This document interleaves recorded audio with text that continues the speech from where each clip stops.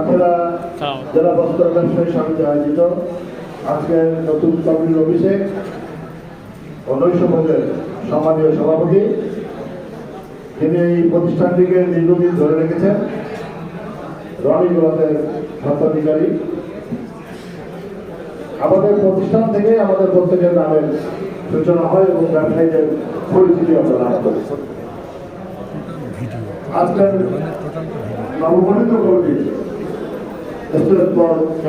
সাধারণ সম্পাদক সোনা হোসেন, মঞ্চে বসে রয়েছেন আমাদের সর্বোচ্চ শ্রদ্ধেয় ব্যক্তি, যিনি এ বস্ত্র ব্যবসায়ী সমিতিকে ধীরে ধীরে পৈতৃক ব্যবসার মধ্য দিয়ে এই সমিতির হাত ধরেছেন। এই সমিতিকে স্টেকহোল্ডার সমিতির মাধ্যমে প্রতিষ্ঠিত করেছেন। তিনি আমাদের সর্বজনপ্রিয় তোরা মাহবুব ভাই। তিনি শিক্ষকতা করেন, জাতির শ্রেষ্ঠ সন্তান। উনি এই সমিতিকে আগলে রেখেছেন।